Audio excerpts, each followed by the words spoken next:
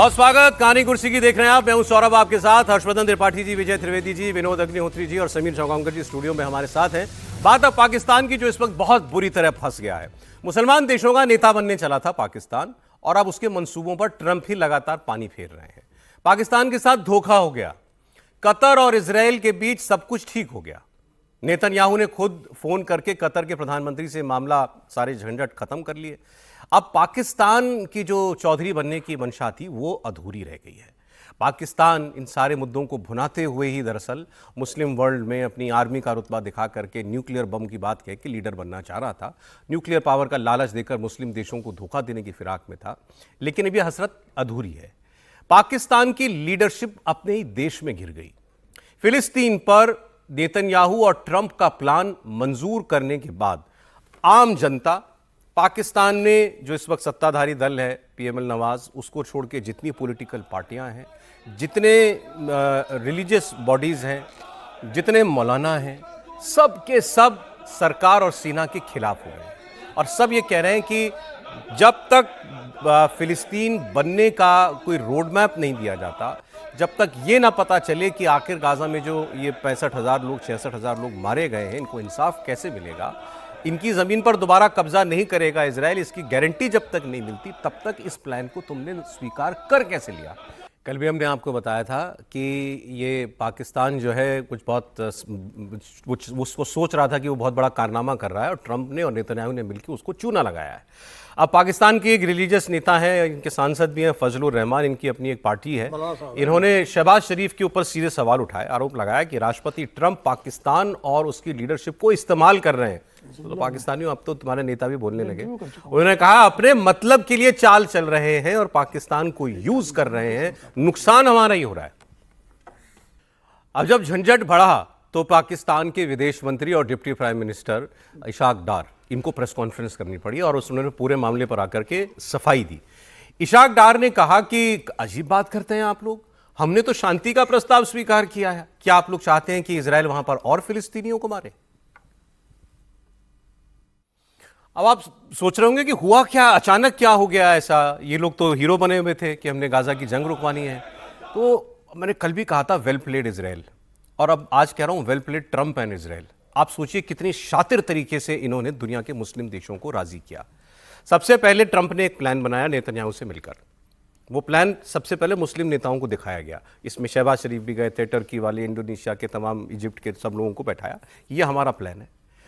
जब तक उस पर बात होती, इतने में ट्रंप की सहमति से, भले ही उन्होंने कुछ ना कहा, ये वेस्ट के विश्लेषक ही मान रहे हैं, ट्रंप की सहमति पर कतर में जाके इजराइल ने बम गिराया ताकि कतर को खड़काओ, क्योंकि ये मुस्लिम देश ताकि उस प्लान के लिए राजी हो जाएं। कतर को डर लगा, कतर ने बाकी देशों के साथ मिलकर उस प्लान को मंजूरी दी, जिसमें पाकिस्तान भी शामिल था। और कल आपने खबर देखी कि एक नेटो जैसा पैक्ट जो है वो अमेरिका ने कतर के साथ कर लिया कि अब अगर तुम पर कोई हमला करेगा तो हम जवाब देंगे, तुम चिंता मत करना। ये बात तो वो पहले से भी कहता आ रहा था।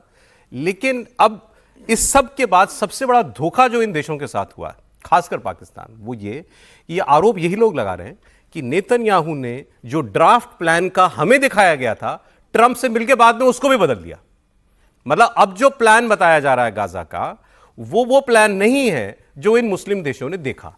तो इसलिए अब ये कह रहे हैं कि हम इसमें कुछ तब्दीली चाहते हैं, इसमें कुछ हम अमेंडमेंट्स चाहते हैं, और जब तक वो अमेंडमेंट पूरी नहीं होंगी तब तक हम गो अहेड अपनी तरफ से मंजूरी इस प्लान को नहीं देंगे। लेकिन अब इनको पूछ कौन रहा है? हम पहले तो कह चुके होगी हाँ ठीक है, जो कर रहे हैं ठीक कर रहे हैं।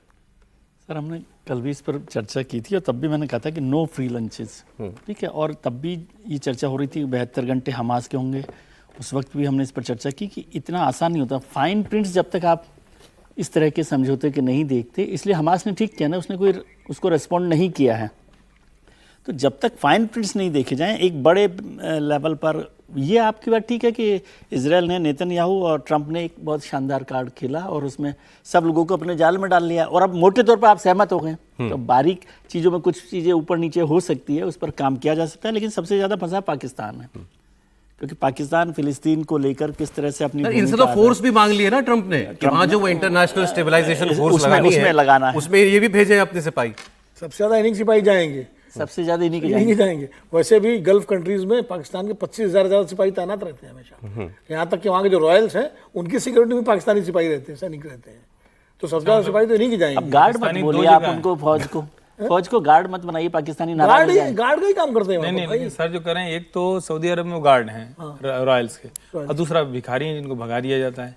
बार बार सऊदी अरब से आता है नहीं तो अब ये पाकिस्तान जो है इसकी गर्दन बहुत बुरी तरीके से फंस गई है। अंदर देश में लोग बहुत नाराज हैं क्योंकि आपने 70 साल तो लोगों से ये कहा कि इजराइल जो है ये तो देश ही नहीं होना चाहिए था, खिलाफ थे उसके। यहूदियों के खिलाफ आपने जहर बोला सारी जिंदगी, और अब उस इजराइल के साथ ही मिलकर आपको उस प्लान को मंजूरी भी देनी है और बाद में जाके इजराइल को आपको डिप्लोमेटिकली स्वीकार भी करना पड़ेगा। सर इसमें एक बहुत इंपॉर्टेंट बात जोड़ दूं समीर जी, अभी मैंने आज ही एक वीडियो देखा, पाकिस्तान में यूके के एक पूर्व डिप्लोमेट, उनका इंटरव्यू हो रहा था। उस इंटरव्यू में उनसे पूछा गया कि ये जो अभी सऊदी अरब और पाकिस्तान का पैक्ट हुआ, ऐसा ही पैक्ट अब कतर और अमेरिका के बीच में हो गया, तो ये क्यों हो रहा है? मैं हैरान हो गया उनकी राय सुन के। उन्होंने कहा इसको सीधे जोड़ के देखना चाहिए आपको 10 मई से। 10 मई ऑपरेशन सिंदूर का आखिरी दिन, जब भारत ने 11 एयरबेसिस पर पाकिस्तान के मिसाइल दागी थी। उनका कहना यह था कि ये सब कुछ जो हो रहा है, पाकिस्तानी डिप्लोमेट है, यूके के डिप्लोमेट पाकिस्तान में थे। अच्छा। उन्होंने कहा कि ये उस दिन का आफ्टर शॉक है जो आप अभी तक महसूस कर रहे हैं। उस दिन ऐसा सदमा लगा था पाकिस्तान को, उसका पूरा सिक्योरिटी अपैरेटस हिल गया था, वो समझ ही नहीं पाया कि उसके साथ क्या हुआ। यही झटका अमेरिका को भी लगा कि भारत ने ऐसा जवाब दिया। को भी लगा ये। अब वो कह रहा है कि आपको लगता है कि डरा हुआ कतर है, डरा हुआ सऊदी अरब है, डरा हुआ पाकिस्तान है। पाकिस्तान चाहता है कि दुनिया में मुस्लिम मुल्कों के बीच में ऐसे पैक्ट हो, ये इसके पीछे की वजह है। निश्चित रूप से। लेकिन अभी जो हम आज जो देख रहे थे कि पीओके में पाकिस्तान ऑक्युपाइड कश्मीर जिस तरीके से पाकिस्तान की सेना के खिलाफ एक आंदोलन हो रहा है, एक विद्रोह हो रहा है, आने वाले दिनों में जिस तरीके से इन्होंने जो अभी ट्रम्प साहब के साथ समझौता करा है इनके सेना प्रमुख ने और शहबाज शरीफ ने, उसके खिलाफ पाकिस्तान की जनता सड़कों पर उतरेगी। और मुझे लग रहा है कि अब इनको पाकिस्तान की जनता ही सबक सिखाएगी, क्योंकि इतना बड़ा इन्होंने जो डिसीजन ले लिया है, पाकिस्तान के अवाम इससे बहुत नाराज है। और आने वाले दिनों में पाकिस्तान में इसका जमीन स्तर पर बहुत विद्रोह होगा। और इमरान खान तो पहले ही बोल चुके हैं, इमरान खान ने चिट्ठी जारी कर दी है, इमरान खान रोज चिट्ठी जारी कर रहे हैं अपने कार्यकर्ताओं के लिए। आने वाले दिनों में मुझे लगता है कि पाकिस्तान के सरकार को बचना बहुत मुश्किल होगा, जनता सड़कों पे उतरेगी और फिर शहबाज शरीफ को अमेरिका में शरण लेना पड़ेगी, सेना प्रमुख को चाइना में शरण लेना पड़ेगी।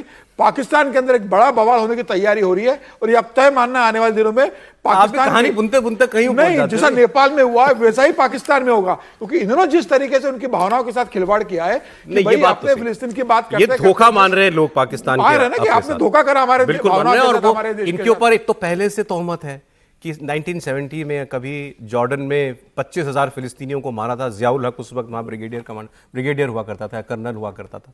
तो वही अब आशंका दोबारा लोग कह रहे हैं कि अब तुम्हारे हाथों ही हमास को मरवाएंगे, क्योंकि हमास इतनी आसानी से हथियार छोड़ने वाला नहीं है। अब आसिम मुनीर को लेकर, किसी देश के सेना प्रमुख को लेकर कि उस पार्लियामेंट में क्या किया जाता है आप देखिए जरा।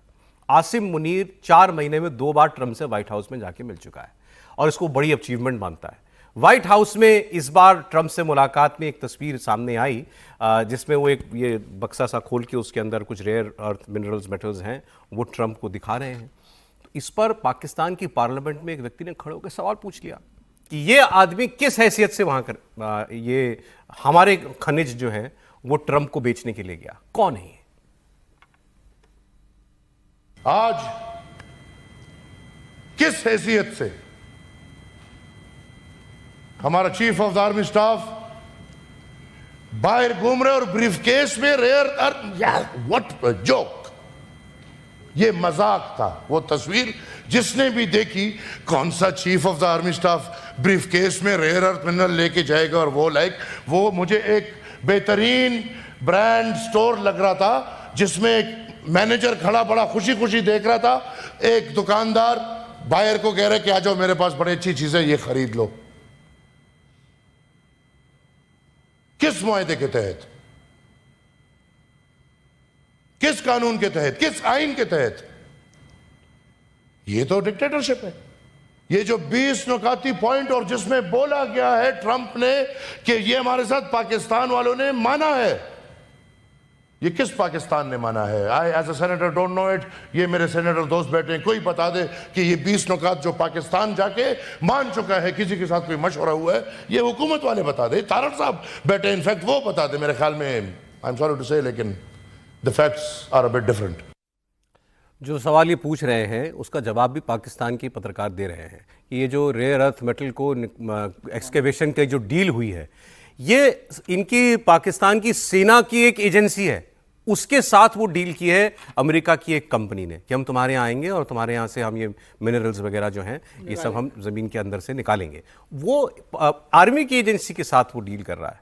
लेकिन क्या इज्जत है त्रिपाठी जी किसी सेना प्रमुख की? अब उसने तो अपने आप को फील्ड मार्शल भी बना लिया कि लोग पूछ रहे हैं कि तुम्हारा सेनेटर खड़ा होकर कह रहा है कि तुम तो सेल्समैन से ज़्यादा कुछ नहीं हो।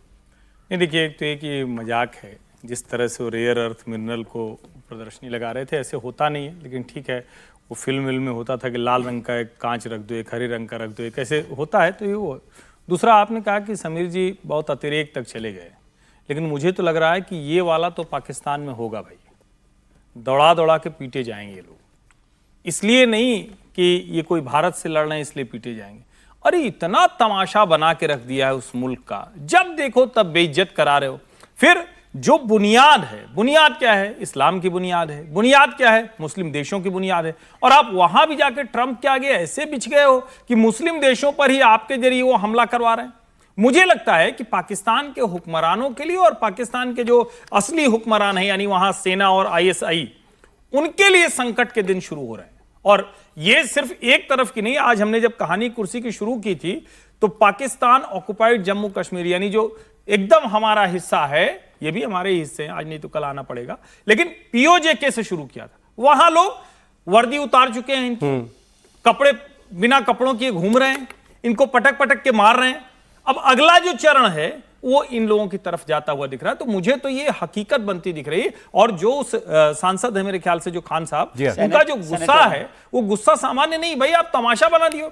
ऐसे दुनिया में कहीं कोई चरणों में बिछ के जाता है। आपके घर का था कि आप किसी के यहाँ गए तो अच्छी वाली मिठाई लेके चले गए बड़े आदमी के यहाँ। एक सर कंट्रोवर्सी जो हमारे यहाँ हुई, इसका थोड़ा इंटरनेशनल लिंक है, तो वो खबर आपको मैं दिखा देता हूँ।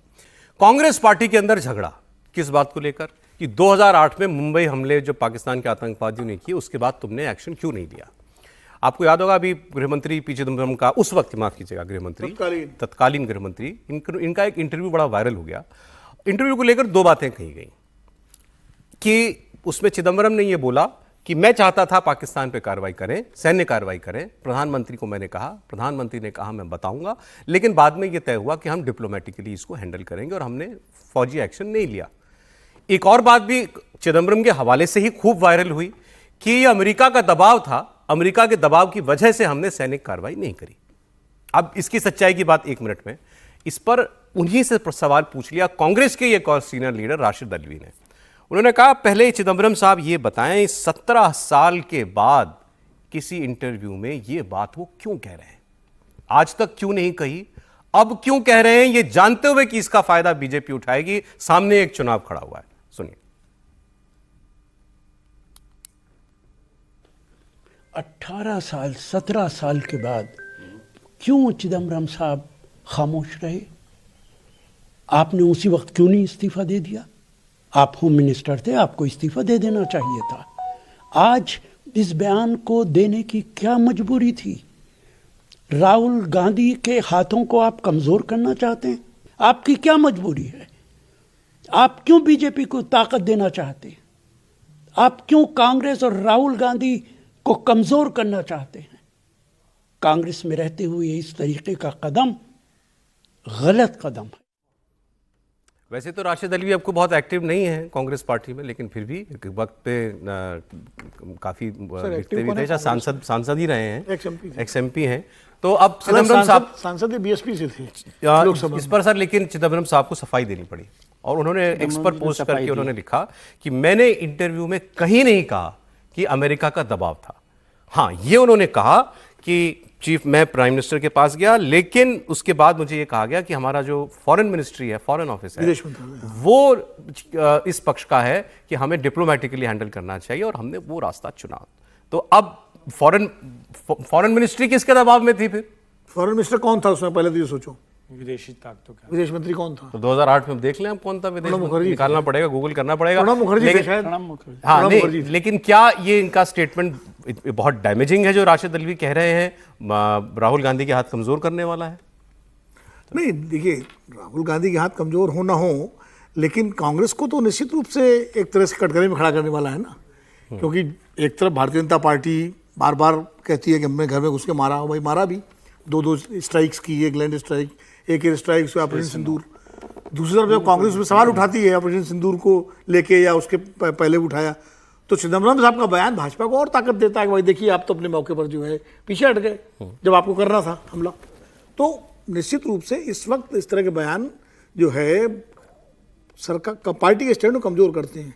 अच्छा एक और बात बताऊँ आपको सौरभ जी, चिदम्बरम साहब ने तो अपना सच बयान कर दिया कि मनमोहन सिंह क्यों दब गए, क्यों पीछे हट गए, जो भी कारण रहा हो, लेकिन 8 महीने बॉर्डर पर सेना लगा करके पार्लियामेंट अटैक के बाद अटल जी पीछे क्यों हटे थे, इस पर कोई आज तक नहीं बोलेगा, क्योंकि बीजेपी का अनुशासन अपनी जगह है, कांग्रेस में आ जाती है बात ये, क्योंकि वो भी तो बहुत बड़ा हमला था ना देश पर, देश संसद पर हमला जी, और उसके बाद 8 महीने तक पराक्रम ऑपरेशन पराक्रम हुआ, सेना लगी रही, एक जनरल साहब आगे बढ़ गए, उनको हटा दिया गया वहां से, और उसके बाद तो ये दबाव सरकारों पर कब कैसे कहां से होते हैं ये बताइए, ये अमेरिका का दबाव था या उस वक्त सरकार की कमजोरी थी? दोनों चीज़ों का मतलब एक ही होता है, अमेरिका का दबाव है और सरकार नहीं, ने कमजोरी माना- तो ये भी हो सकती है कि भाई हम नहीं इस लड़ाई मोल लेना चाहते। नहीं, मोल नहीं लेना तो अपना फैसला होता है, वो निर्णय अलग हाँ, मैं- तरीके का होता है, वो नहीं है। देखिए इसमें जो बात कही है, वैसे तो चिदम्बरम साहब की बात को कोई इतना नॉन सीरियसली आप मत लीजिए कि कोई बात का कोई मायने नहीं है, तो वो नई बाल कितने वो सामने आ जाएंगे थोड़े पहले दिनों में। मनीष तिवारी भी कह चुके हैं इस तरह की बात। तमिलनाडु के जब चुनाव होंगे तब। लेकिन जो वो बात कह रहे हैं उसमें यदि वो ये भी कह रहे हैं, एक तो मैंने वो इंटरव्यू देखा, उसमें जब ये बात हो रही है कि विदेश मंत्रालय को कहा गया, तो विदेश मंत्रालय किसके दबाव में आएगा? अमेरिका की बात होगी ना, यदि Actually, हाँ, विदेश मंत्रालय कहाँ, डिप्लोमेसी की बात कहाँ पर आती है, तो अमेरिका के साथ ही वो बात जुड़ेगी, और उस बात का मायने नहीं है कि वो 18 साल बाद बोले कि 17 साल बाद बोले। बीजेपी के लिए तो ये बड़ा मौका ही है, वो तो हमेशा से इस बात पर लड़ाई लड़ी रहे हैं कि जो 26/11 हुआ उसके बाद जो सरकार थी उसने ठीक रुख नहीं अपनाया, इस बात को उन्होंने ज़्यादा पुख्ता किया है, और अमेरिका का दबाव है, ये और ज़्यादा बड़ी बात होगी। अमेरिका के दबाव का सीधा सा कारण वो विदेश मंत्रालय की जब बात कर रहे हैं, क्यों विदेश मंत्रालय, नहीं तो वो कहते सरकार का फैसला था ना, विदेश मंत्रालय को उन्होंने अलग से जोड़ा, स्पेसिफिकली बोला, स्पेसिफिकली बोला, तो उसका मतलब ही होता है कि कहीं ना कहीं अमेरिका का दबाव उस पर रहा होगा, और अभी सरकार की तरफ से इस पर कोई सफाई नहीं आई है कि क्या होना नहीं होना, लेकिन इसका पॉलिटिकल ये सरकार 2008 से 2009 तक भारत के विदेश मंत्री श्री प्रणब मुखर्जी थे, लेट प्रणब मुखर्जी। 2006 से 2000 2006 से 2009। मालूम लेकिन तो आप लोग इतना घुमा कर क्यों बात कर रहे हैं? अमेरिका का दबाव, विदेश मंत्रालय का दबाव, अरे एक लाइन की बात, भैया सरकार कमजोर थी, सेना हमारी नहीं कमजोर थी, सेना तो तब भी वैसे थी, सरकार कमजोर थी। सरकार मतलब डॉक्टर मनमोहन सिंह और super prime minister Sonia Gandhi, super से ऊपर राहुल। अब इसका कोई वाकई नुकसान अटल जी भी राहुल गांधी कमजोर को थे होने क्या? वाला हर्ष जी? है, ये अभी आगे पता चल जाएगा। हर जी अटल जी बात में कमजोर सर, आप है, कह रहे थे सेना राशिद अल्वी आजकल कांग्रेस में एक्टिव नहीं है, तो कांग्रेस में एक्टिव कौन लीडर से बता दीजिए सर। अच्छा चलिए ठीक, तो बहुत शुक्रिया, आज इतना ही कहानी कुर्सी की में